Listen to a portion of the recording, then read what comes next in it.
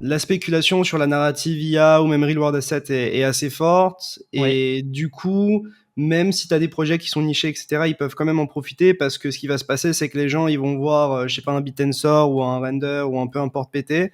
Et puis, vu qu'ils ont pas in, ils vont essayer d'aller sur ceux qui ont pas encore pop. Et Mm. du coup, en fait, tu vas avoir de la rotation de capital ou en tout cas de l'entrée de capital, enfin de capitaux sur des projets concurrents. Donc ça, c'est assez intéressant. Après, moi, Bitensor, je suis pas dedans. J'avais in à 105, j'étais sorti à 140 sur un tout petit trade avec une petite position. C'est d'ailleurs encore difficilement accessible, hein, mais pourtant très Mm. capitalisé.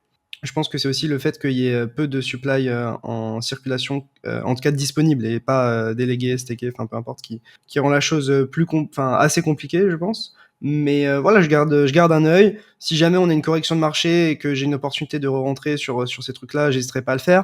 D'ailleurs, j'avais pris des positions sur les dérivés sur Render, Agix et Fetch. Ouais. Et j'ai pris des sous, Ensuite, j'ai coupé quand j'ai commencé à être un peu plus frileux au niveau du marché. Mais j'ai quand même profité d'une certaine manière de cette narrative-là. Après, je pense que voilà, l'idée pour moi, c'est vraiment surtout de chercher une bonne entrée sur le marché sur ces trucs-là. Si un jour on a de la panique ou quoi, pour l'instant c'est un peu compliqué. Mais j'avais déjà partagé des analyses à ce sujet-là, donc n'hésitez pas à checker sur mon Twitter. Il y avait pas mal de choses. Donc voilà, rien de plus spécifique. Je sais pas si d'ailleurs tu avais abordé le sujet des airdrops et notamment de l'airdrop Stark, enfin du jeton Stark Non, pas encore. enfin Pas dans encore. C'est vrai qu'il y a une annonce de ça, BTC. effectivement. Mm. Mais c'est assez intéressant et j'ai vu pas mal de gens en parler, donc je pense que ça peut aussi intéresser. C'est quand même chaud de spéculer sur le fait que de nouveaux entrants nous fassent de la rotation par dépit des blue chips, mais c'est vrai que ça fait ça à notre premier cycle. Ça fait ça à tous les cycles. Mais c'est tout le Et temps à un comme ça, moment, hein. c'est C'est ta beat and sort qui pump, et puis t'as render qui pump, puis après t'as fetch qui pump, et puis et en fait, plus tous les gros trucs pump, plus en fait tu vois qu'il y a des petites capitalisations sur lesquelles ça commence à pump un peu avec du lag. Mm, mm. Et voilà, je vous incite pas à le faire. Je vous explique juste que en général c'est ce qui se passe. C'est ça. Mais encore une fois, je reviendrai sur mon biais sur le marché un peu après. C'est à mettre en perspective avec ce que je vais dire après, évidemment. Bah en fait, de toute façon, c'est simple, hein. La réalité, qu'elle plaise ou qu'elle plaise pas, c'est que sur un marché, tu prends l'argent des autres. Donc déjà, si vous avez un problème avec ça, faut pas aller sur un marché, hein. C'est pas un jeu à somme nulle, hein. Enfin, pas vraiment. Il y a surtout des gens qui sont très forts, qui gagnent beaucoup, et des gens qui commencent et qui gagnent beaucoup au début. Et comme ils gagnent beaucoup au début, ils n'arrivent pas à appuyer sur vendre. Donc au final, ils C'est un gagnent jeu à somme nulle, virtuellement c'est ça que tu voulais beaucoup. dire? De quoi, pardon? C'est plutôt un jeu à somme nulle, c'est ça que tu voulais dire, non? Oui, pardon, c'est la fatigue. On fait des sales nuits. T'inquiète. Non, en gros, ce que je voulais dire surtout, c'est que quand on commence, on est tous des génies en bull market. Et même après 3 cycles, hein, moi je fais des sous en bull market, hein, principalement, vu que je suis un trader spot, que je fais pas d'investissement à levier, etc. Moi, mon argent, je le fais en bull market, comme les nouveaux. C'est juste que les nouveaux, ils n'ont pas la même expérience. Donc, généralement, comme ils n'ont pas la même expérience, ils vont aller sur des trucs très early, très communautaires. Et généralement, ils vont déglinguer ceux qui sont là depuis plus longtemps parce qu'ils prennent beaucoup plus de risques. Mais comme ils savent pas appuyer sur le bouton vendre par appât du gain, généralement, ils font la grosse montée et la grosse descente. Donc, c'est comme ça. Et donc, ce qui se passe, c'est que on n'est pas sur un jeu des chaises musicales, mais presque, où en gros, tu vas avoir une narrative qui va péter. Ensuite, comme la narrative va péter, les gens vont aller dans la catégorie et ils vont se ruer sur tout ce qui est lié à la narrative. On en a la C'est preuve en évident. face des yeux. Et ensuite, les fondamentaux vont laisser à désirer. C'est-à-dire que tu Ah, les vois, fondamentaux aident, tu vois, ça va aider les premiers projets à exploser, à avoir de l'attention auprès du public, etc. Mais plus on va avancer dans le cycle, plus les gens voudront prendre des risques, moins les gens regarderont les fondamentaux, et c'est là où justement tu peux avoir des exagérations ou des anomalies d'une certaine manière, ou voilà, des excès en fait. des excès, des excès. Donc en fait, dans l'eau, franchement, moi personnellement, de ce que j'en ai vu, j'aime beaucoup BitTensor, j'aime beaucoup Render, même si c'est pas ce qu'il y a de plus décentralisé. Après, niveau idéologie, j'aime Akash, mais comme j'ai dit, ça manque de matière. Fetch et Singularity, c'est des marketplaces pour avoir accès à des modèles de données. Je n'en connais pas la capacité. C'est juste que j'ai le sentiment, maintenant que j'ai vu le prix péter, que j'ai pris le temps de passer plus de temps que BitTensor, que vraiment BitTensor, c'est un cas d'école qui déglingue tout. Parce qu'en fait, là où tu as tous ces projets qui ont leur petite niche à eux, BitTensor, en fait, c'est un marché de plein de niches différentes. Ça va être de la génération d'images, la génération de texte, la génération de ci, la génération de ça, Oui, le ils englobent providing de tout. puissance, le providing de modèles d'apprentissage et la mise en commun de tout ça. au lieu d'avoir des environnements cloisonnés. Donc, du coup, pour moi, déjà, ça embrasse beaucoup plus la logique crypto. D'un point de vue tokenomics, en plus, c'est du fair lunch, tu n'as pas de pré-mining, tu n'as pas d'ICO, etc. Et j'avoue que BitTensor, je suis complètement passé à côté, hein, parce que idéologiquement, c'est vraiment sympa.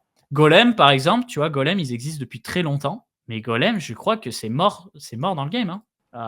Je vais regarder sur Twitter, mais à mon avis, ils font des tweets pour faire semblant d'exister. Ils font des conférences apparemment, mais moi je le connais depuis très très longtemps, ça n'a jamais bougé Golem. J'ai jamais vu qui que ce soit utiliser Golem.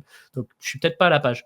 Mais bon, bref, là ça monte. Et puis si le marché il se retourne parce que Bitcoin s'écrase ou que je sais pas, on apprend que Tether au final ils sont pas solvables, enfin un truc de porc qui nous met vraiment le nez dans la merde, comme ça a été avec le crash FTX. Ça Tout tiendra ce, pas, hein. tout ce qui a monté très fort va redescendre tout aussi fort. Je dis bien, ça tiendra pas si c'est le cas de ce que tu dis, hein, mais enfin, ça fera pas exception. Mais la question, c'est plutôt de comprendre à quel moment du cycle on est. Et en fait, le truc, ce qui est vraiment pas mal, c'est que les alts, elles ont énormément de marge et qu'on s'est habitué à certaines capitalisations qui en soi sont des capitalisations de marché de bear market en fait. Et du coup, on peut avoir des biais en mode c'est trop monté, etc. Mais si tu prends un peu de recul et que tu regardes la capitalisation des alts, c'est encore minuscule. Donc, Je suis d'accord. la question, c'est juste est-ce qu'on aura un retracement tôt ou tard qui fera chier tout le monde ou pas et la seule manière de pallier à ça, c'est d'avoir du stable de dispo pour être en capacité d'en profiter si jamais ça arrive, quoi. C'est Et ça. ça arrivera tôt ou tard, mais on sait juste pas quand, quoi. En fait, il y a toujours des petits dips, généralement dans ces cycles-là, où tu as une petite new à la con qui secoue un peu les gens. Donc Surtout le bull market, rouges. t'as eu des retracements de 25, 30, 35, 40%. Hein, donc, c'est même pas des petits dips, c'est des gros dips qui vont shake out les gens, qui vont faire peur aux gens, qui vont leur faire remettre en question leurs biais, leurs convictions, etc. Et c'est à ce moment-là où il faudra être fort, quoi, si jamais vous avez une conviction dans ce marché-là. Ça, pour le moment, on est passé de très rouge tout le temps à très vert tout le temps. Donc là, c'est vrai que pour le moment, on est sur deux extrêmes, ce qui crée un sentiment où allez, c'est reparti, on craint plus rien, et ça se trouve, ça peut être vert encore très très longtemps pour faire venir plein de nouveaux, plein, venez, En fait, venez, vous allez on rien se rend pas compte, mais on a eu 1 an et demi de rouge tout le temps, et maintenant qu'on a un peu de vert, ou même beaucoup de vert, beaucoup de vert. en fait, on est traumatisé de ce qu'on a vécu sur le bear market, et ça donne envie de TP rapidement, quoi.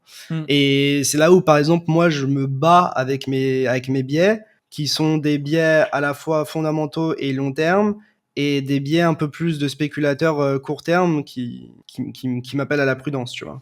Mais voilà, comme tu le montres là sur l'écran, voilà, sur BTC, au moment où il y avait eu le ban de la Chine, on avait fait 3000 à 1500 et ensuite on était reparti.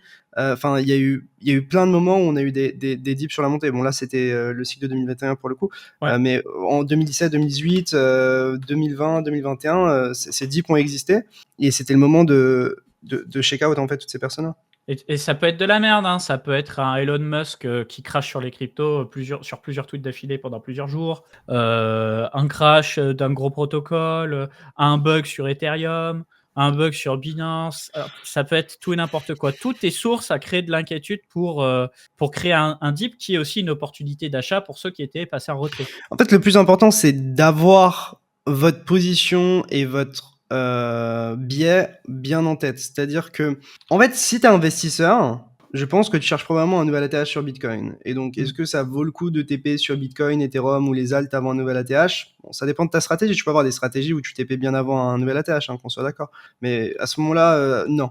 Mais du coup, pourquoi regarder ces écrans H24? Parce que ça va juste te faire douter de tes positions. Par contre, si tu es quelqu'un qui est à la fois investisseur, mais qui a peut-être un portefeuille davantage trading et davantage court-termiste sur une allocation de ton capital, là, c'est le moment où tu peux douter à certains moments ou prendre des profits, etc. Donc, le plus important, c'est de vous connaître, de savoir votre plan de base.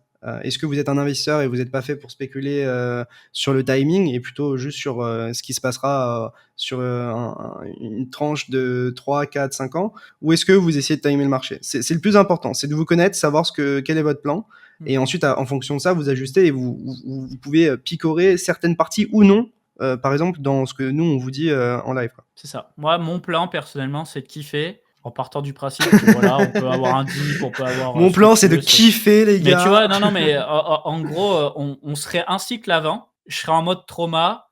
comme au début de toute fin 2020, tout début 2021, juste avant qu'on crée Coin Academy, en mode putain, ça fait 1 an que j'ai grave mangé, le marché il va me chier dessus, c'est sûr. Le marché il va pas me laisser garder cet argent. Et en fait, si, il m'a donné de l'argent tout 2021, mais parce que j'étais traumatisé du cycle précédent. Là, tu vois, Oui, je suis en mode bon bah, on prend ce qu'il y a à prendre et puis on essaie de pas de sortir mais trop tôt. là Et je peux où me je veux tromper. aussi en venir sur la partie investissement, c'est que c'est pas parce que tu es investisseur que tu peux pas, entre guillemets, te positionner sur des narratifs que tu avais pas prévus. Le plus important, c'est d'être capable de comprendre le risque que tu alloues. Tu peux très bien te dire, OK, actuellement, j'ai, je sais pas, 80% de mon capital investi, j'ai 20% de stablecoin, ou je suis 100% investi, enfin bref, peu importe. Mais tu peux très bien te dire, je vais allouer 5 ou 10% de mon capital au real world asset, 5-10% de capital à la narrative IA. Et en fait, même s'il y a un dip de 20, 30, 40, 50, 60% sur ces trucs-là, tu le verras pas trop venir. Par contre, si ces narratives-là prennent vraiment de l'ampleur, tu le sentiras passer sur ton portefeuille, en fait. Mm, Tout est une question de mesure et de prise de risque, en fait. mm. Vous pouvez très bien FOMO sur des trucs à la verticale si les capitalisations ne sont pas déconnantes à vos yeux en termes d'investissement. Mais c'est juste qu'il faut mesurer le risque que vous prenez par rapport à ça, en fait. C'est l'essentiel, en fait. Parce que si tu FOMO à la verticale avec 60% de ton capital, là, c'est dangereux. Mais si tu FOMO à la verticale sur 2-3% de ton capital, bon, voilà, quoi. Donc, tout est une question de mesure, de nuance et d'être raccord avec ce que vous aviez en tête, simplement, hein. C'est vrai que Celestia, c'est un cas d'école, hein. Franchement, moi, je vous en ai parlé longtemps, hein, ça a été la révélation après avoir vu la vidéo de Journal du Coin. Je me suis vraiment bien intéressé à cette archi modulaire, mais là, les perfs, elles me choquent et je pense que je peux me tromper, hein, mais je pense que ça peut prendre dans le sens où Ah, ça prend déjà. non, mais ça cabosse vraiment Cosmos, quoi. Ça cabosse Cosmos. Tu as tous les avantages de Cosmos, mais c'est beaucoup plus branché investissement parce que c'est le layer 0 où tu t'en sers vraiment de base pour foutre des roll-ups dessus, donc comme un Ethereum. Sauf que c'est déjà beaucoup plus en place qu'Ethereum dans sa propre logique roll-up. La seule différence, c'est qu'Ethereum est là depuis beaucoup plus longtemps, donc il y a, voilà, les gens se disent Ethereum, c'est the place to be pour la DeFi, etc., etc. Mais techniquement, sur le papier, Celestia est pour moi supérieur.